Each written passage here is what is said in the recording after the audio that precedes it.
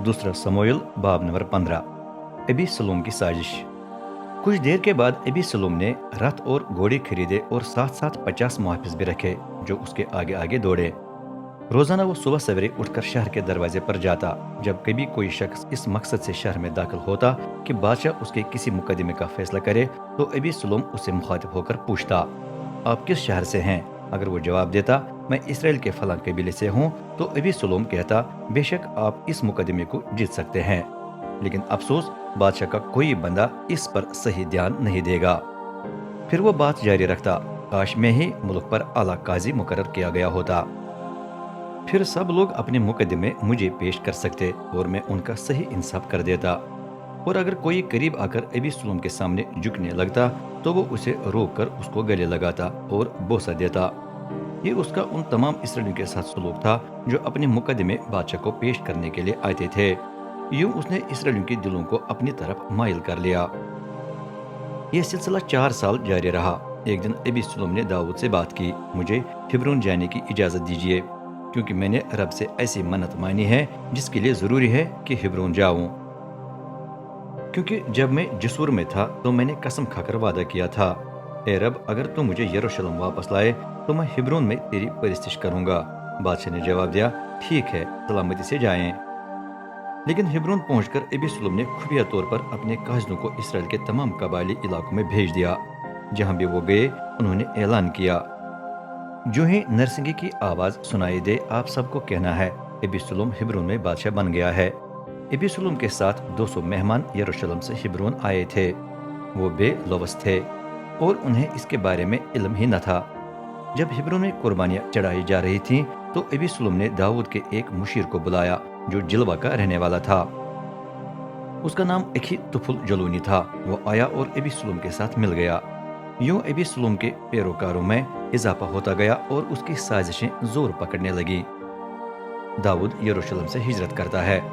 एक कासिद ने दाऊद के पास पहुंचकर उसे इतला दी, अबी सलूम आपके खिलाफ उठ खड़ा हुआ है और तमाम इसराइल उसके पीछे लग गया है। दाऊद ने अपने मुलाजिमों से कहा, आओ हम फौरन हिजरत करें, वरना अबी सलूम के कब्जे में आ जाएंगे। जल्दी करें ताकि हम फौरन रवाना हो सके, क्योंकि वो कोशिश करेगा कि जितनी जल्दी हो सके यहाँ पहुंचे। अगर हम उस वक्त शहर से निकले न हों तो वो हम पर आफत लाकर शहर के बाशिंदों को मार डालेगा। बादशाह के मुलाजिमों ने जवाब दिया, जो भी फैसला हमारे आका और बादशाह करे, हम हाजिर हैं। बादशाह अपने पूरे खानदान के साथ रवाना हुआ। सिर्फ 10 दश्ताएं महल को संभालने के लिए पीछे रह गईं। जब दाऊद अपने तमाम लोगों के साथ शहर के आखिरी घर तक पहुंचा तो वो रुक गया। उसने अपने तमाम पैरोकारों को आगे निकलने दिया, पहले शाही दस्ते क्रीति व फिलिती को, फिर उन 600 जाती आदमियों को जो उसके साथ जहाज से यहाँ आते थे, और आखिर में बाकी तमाम लोगों को। जब फलस्ती शहर जात का आदमी ईटी दाऊद के सामने से गुजरने लगा तो बादशाह उससे मुखातिब हुआ, आप हमारे साथ क्यों जाएं? नहीं, वापस चले जाएं और नए बादशाह के साथ रहें। अब तो गैर मुल्की हैं और इसलिए इसराइल में रहते हैं कि आपको जलावतन कर दिया गया है। आपको यहाँ आए थोड़ी देर हुई है, तो क्या मुनासिब है कि आपको दोबारा मेरी वजह से कभी इधर कभी उधर घूमना पड़े? क्या पता है कि मुझे कहाँ कहाँ जाना पड़े। इसलिए वापस चले जाएं और अपने हमवतनों को भी अपने साथ ले जाएं। रब आप पर अपनी मेहरबानी और वफादारी का इजहार करे। लेकिन इती ने एतराज किया, मेरे आका, रब और बादशाह के हयात की कसम, मैं आपको कभी नहीं छोड़ सकता, चाहे मुझे अपनी जान भी कुर्बान करनी पड़े। तब दाऊद मान गया, चलो फिर आगे निकलें। चुनांचे इती अपने लोगों और उनके खानदानों के साथ आगे निकला। आखिर में दाऊद ने वादी किद्रून को पार करके रेगिस्तान की तरफ रुख किया।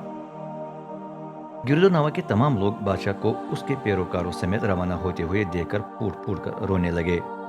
सदूक इमाम और तमाम लावी भी दाऊद के साथ शहर से निकल आए थे।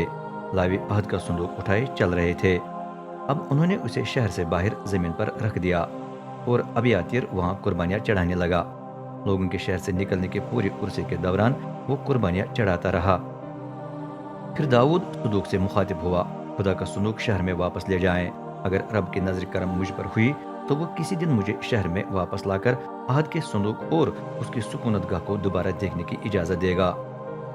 लेकिन अगर वो फरमाए कि तुम मुझे पसंद नहीं है तो मैं ये भी बर्दाश्त करने के लिए तैयार हूँ। وہ میرے ساتھ وہ کچھ کرے جو اسے مناسب لگے۔ جہاں تک آپ کا تعلق ہے، اپنے بیٹے اکی محض کو ساتھ لے کر صحیح سلامت شہر میں واپس چلے جائیں۔ ابیاتیر اور اس کا بیٹا یونتن بھی ساتھ جائیں۔ میں خود ریگستان میں دریا یردن کی اس جگہ کو رک جاؤں گا جہاں ہم آسانی سے دریا کو پار کر سکیں گے۔ وہاں آپ مجھے یروشلم کے حالات کے بارے میں پیغام بھیج سکتے ہیں۔ میں آپ کے انتظار میں رہوں گا۔ چنانچہ صدوق اور ابیاتیر عہد کا صندوق شہر میں واپس لے جا کر وہیں رہے۔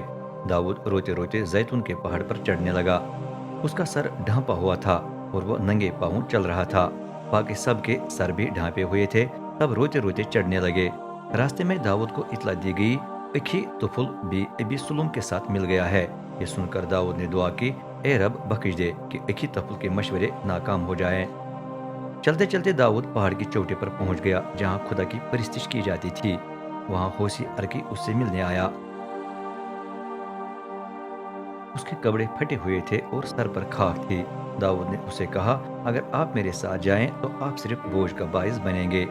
بہتر ہے کہ آپ لوٹ کر شہر میں جائیں اور ابی سلم سے کہیں، اے بادشاہ، میں آپ کی خدمت میں حاضر ہوں۔ پہلے میں آپ کے باپ کی خدمت کرتا تھا اور اب آپ ہی کی خدمت کروں گا۔ اگر آپ ایسا کریں تو آپ ایک ہی طفل کے مشورے ناکام بنانے میں میری بڑی مدد کریں گے۔ آپ اکیلے نہیں ہوں گے، دونوں امام صدوق اور ابیاتر بھی یروشلم میں پیچھے رہ گئے ہیں۔ دربار میں جو بھی منصوبے باندھے جائیں گے وہ انہیں بتائیں۔ صدوق کا بیٹا اکی محض اور ابیاتر کا بیٹا یونتن مجھے ہر خبر پہنچائیں گے، کیونکہ وہ بھی شہر میں ٹھہرے ہوئے ہیں۔ تب داؤد کا دوست ہوسی واپس چلا گیا۔ وہ اس وقت پہنچ گیا جب ابی سلم یروشلم میں داخل ہو رہا تھا۔